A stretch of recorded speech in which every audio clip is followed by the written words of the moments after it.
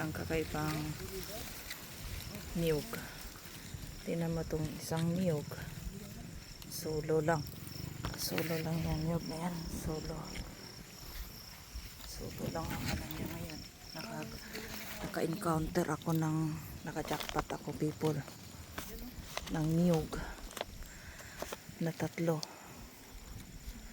ang ano suloy. Nakakita na ba kayo nito? Ha?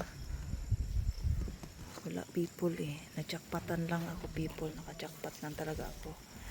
Na pinag-anuhan lang talaga ako. Natadhana. Tapos pagkadilaw-dilaw pa siya no. Sa isang puno 3. Hindi po to ano kasi ilapit talaga natin oh. Yan, 3 talaga siya people. Ang ganda.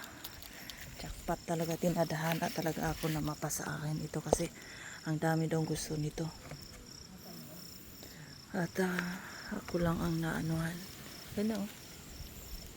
Hindi talaga yan ano, gawa-gawa. Kundi ay talaga yan people.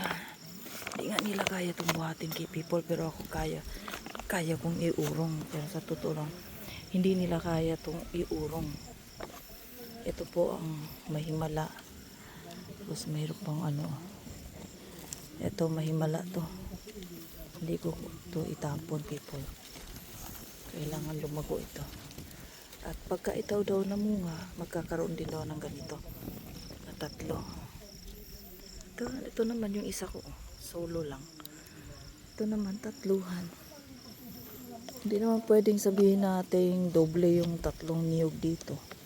Dito pwedeng maging 3. Ganyan people.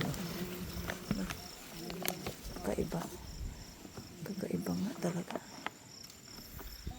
Jackpot lang ako people nito. Jackpot lang talaga tayo.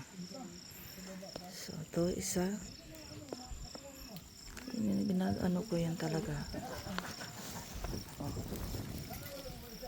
Ayan ang isa niyang ano ito. Nag-crack na.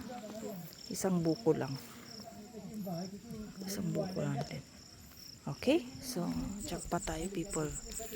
Isang niyog.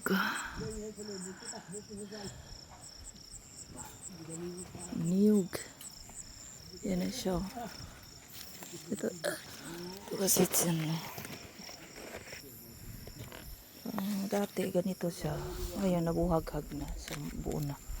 Malaki-laki na. Yan kaya kinumpara ko people. Ito isa lang siya. Isa lang din na niyog yan. Isa lang. No. At naibigay sa akin.